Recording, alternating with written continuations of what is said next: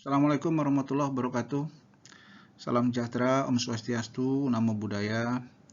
Ibu-ibu, bapak-bapak, kolega, kita lanjutkan materi proses bisnis hulu migas ini pada bagian ketiga. Di sini kita bahas POD, atau Plan of Development, dari dua proses bisnis yang sudah kita bahas, Program and Budget dan AFE, Authorization for Expenditure. Nah, sekarang proses bisnis ketiga yang paling penting kalau menurut saya, yaitu POD atau Plan of Development. Apa itu POD? Nah, POD ini di kita namanya POD, Plan of Development. Di beberapa negara lain mereka nyebutnya FDP. Field, F-nya Field Development Plan, which is sama lah ya, barang yang sama. Jadi kalau saya baca di PTK, apa itu kita definisikan di PTK, POD itu adalah rencana pengembangan satu atau lebih lapangan migas secara terpadu atau integrated untuk mengembangkan atau memproduksikan cadangan hidrokarbon secara optimal dengan mempertimbangkan aspek HSE, teknis, ekonomis, dan HSE, sehingga memberikan penerimaan yang sebesar-besarnya bagi negara dan keekonomian yang wajar bagi K3S. Nah, ini hanya saya copy paste dari PTK, Pedoman Tata Kerja POD. Oke. Nah, ini saya coba buatkan filosofinya pengembangan lapangan migas ini, khususnya memang bagi teman-teman yang non teknis ya, karena kadang-kadang suka misleading gitu. In the past khususnya gitu ya, karena sering ada concern gitu, kenapa POD ini sudah kita setujui kok tiba-tiba angkanya meleset gitu ya, padahal ada penerimaan negara, bagian negara dan lain-lain di sana, seolah-olah dalam tanda kutip sudah ada janji kok meleset gitu ya. Nah, ini saya pikir kita perlu mempunyai views yang sama terkait dengan apa itu pengembangan lapangan. Makanya saya buatkan di sini kira-kira definisinya. Jadi filosofinya seperti apa?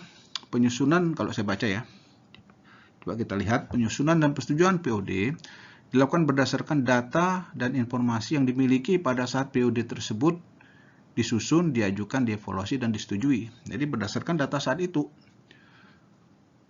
Pada saat realisasi, nah ini, pada saat realisasi akan ada tambahan data dan informasi baru. Nanti pada saat perjalanannya ada perubahan data subsurface maupun surface production facilities, juga termasuk asumsi biaya juga bisa berubah. Dan yang cukup penting ini ya berubah harga gitu ya, asumsi harga minyak dan gas. Nah, perubahan data dan informasi tersebut selanjutnya dimonitor dan dilakukan optimalisasi terhadap POD yang telah disetujui sebelumnya. Jadi memang ada monitoring POD, justru manfaat dari monitoring POD itu untuk mengupdate dari data-data baru, sehingga kondisi pada saat POD itu disetujukan dengan kondisi dan outlook sekarang itu seperti apa, jadi bisa kita lihat. Karena memang namanya POD itu rencana itu bisa berubah gitu ya dengan adanya informasi baru. Jadi bayangkan ibu bapak gitu ya, POD itu kan harus dibuat dengan data yang belum banyak sekali, karena memang kan kalau makin bagus kalau data semakin banyak gitu ya, tapi data makin banyak itu satu cost gitu ya, costly, ada biayanya, dan kedua juga waktu. Jadi memang POD itu harus dibuat ketika data kita anggap sudah cukup untuk dikembangkan gitu ya. Kalau nunggu banyak data ya nggak ekonomis juga kebanyakan gitu ya, dan waktu juga gitu ya. Sehingga memang perlu pemahaman seperti ini. Jadi bayangannya misalnya POD yang dibahas dan disetujui pada tahun 2011-2012 ketika harga minyak 100 pada saat itu. Mungkin ketika dia on stream beberapa tahun kemudian gitu ya, katakanlah 4-5 tahun kemudian, katakanlah di tahun 2000 berapa ya, 15 ketika harga minyak anjlok, maka beda sekali itu. Karena harga realisasi minyak pada saat itu turun drastis, misalnya $40 per barel, sementara pada saat POD dibahas dan disetujui itu harga minyak sedang 100. Jadi itulah nanti gunanya monitoring. Oke. Kita lanjut. Nah, apa tipe POD? Ini ada 4 POD. Ini masih mengacu ke PTK 2010 ya. Nanti kita lihat PTK ada sampai hari ini sudah 2 kali kita revisi gitu ya. Nanti kita mengacu ke PTK 2010 dulu, nanti 2017 ada revisi 1, ada 2018 ada revisi 2. Nanti kita bahas satu-satu di materi berikutnya. Nah, apa definisi-definisi? Jadi ada 4 di sini ya. Ada POD 1, ada POD selanjutnya atau POD 2, 3 dan 4. dan seterusnya gitu ya. Dan ada POFD, Plan of Further Development, dan ada POP. Nah, di sini saya tandain silang di sini karena di revisi PTK Pedoman Tata Kerja 2017 ini kita hilangkan gitu ya. POFD ini kita ganti dengan optimalisasi POD. Nanti kenapa nanti kita bahas di materi-materi berikutnya. Oke, sekarang saya masuk ke definisi satu persatu dulu. Oke, definisi ini saya highlight aja ya, nanti mungkin akan lebih jelas nanti di bagian terakhir dari materi ini ada gambaran slide yang saya ambil juga dari PTK POD bukunya, jadi mungkin sangat kenal kita dengan penggambaran tersebut, nanti mungkin lebih jelas dari sana. Jadi saya baca aja dulu, ini POD 1 itu apa intinya, ini POD pertama di suatu wilayah kerja, pertama kali. Jadi karena dia pertama kali, dia menandakan bahwa status wilayah kerjanya berubah gitu. Karena ada POD tersebut, dia komersial, jadi komersialitas, dia pindah dari eksplorasi ke produksi wilayah kerjanya. Dan ini yang penting, POD 1, hanya POD 1, mendapat persetujuan menteri. Jadi kalau persetujuan menteri, komersial, karena ini mendeklar komersialitas suatu blok. Oke, itu POD 1. Kemudian POD 2 dan selanjutnya. Ya, artinya kan selama masa eksplorasi ketika ada mungkin ketemu beberapa struktur, ada yang dikembangkan jadi POD 1, kemudian setelah ada POD pun eksplorasi di wilayah kerja produksi tetap berjalan gitu ya. Nah, kemudian ada POD 2 dan seterusnya tentunya nanti dikembangkan. Apa bedanya? Yang dimaksud dengan POD kedua itu adalah rencana pengembangan lapangan berikutnya, ini berikutnya. Ya tergantung ada berapa POD berikutnya gitu ya. Dari yang ini poinnya, struktur yang berbeda. Jadi berbeda dengan struktur yang dari POD 1 tadi. Dan di sini persetujuan cukup sampai kepala SKK. Kalau tadi kan menteri gitu ya POD 1. Oke. Nah, POFD apa? POFD ini mungkin nanti juga akan lebih jelas kalau kita lihat gambarnya. Jadi POD ini pengembangan lanjut gitu ya.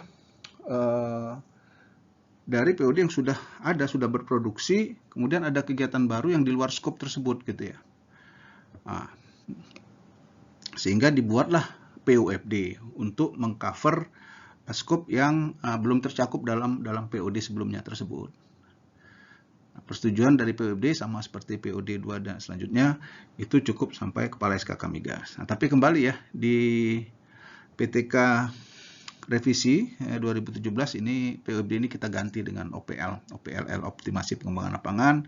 Apa itu nanti kita lihat di materi berikutnya. Terakhir POP masih ada sekarang POP. Itu apa itu POP?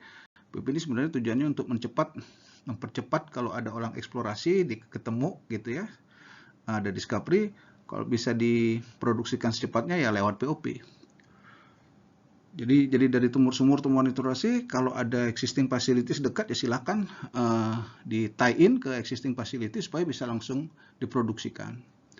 Nah, sumur yang B maksimal 2 sumur gitu ya. Jadi setiap POP itu maksimal 2 sumur. Jadi dan seterusnya ya, apalagi bla bla bla. Nah, ini biasa POP disetujui oleh Deputi Perencanaan SKK Migas. Itu POP. Oke, supaya lebih jelas kita lihat ini penggambarannya. Nah, ini juga saya modifikasi dari supaya lebih jelas sebenarnya gambarnya ini dari PTK POD, ada di bagian belakang PTK POD itu ada gambar. Nah, sini saya sedikit saya update, tujuannya untuk memperjelas saja gitu ya. Tapi mainnya saya ambil dari sana, dari PTK POD. Jadi apa itu POD 1? Nah, ini misalnya ini wilayah kerja ya, yang ini wilayah kerja A, ini wilayah kerja B. Nah, di wilayah kerja A itu misalnya P ini ada POD pertama. Jadi POD pertama nanti ini yang persetujuan menteri tadi, POD pertama gitu ya. Ini dia gitu. Nah, kemudian katakanlah dari ada ketemu struktur lain, dari eksplorasi yang terus berjalan, kemudian ada POD 2. Ini juga POD 2 dari struktur yang berbeda, ada lagi POD 3 misalnya. Nah, itu POD 1 dan ini POD 2 dan seterusnya. Tadi POD 1 menyatakan komersialitas blok disetujui oleh Menteri SDM, POD 2 dan 3 ini cukup sampai Kepala SKK Migas.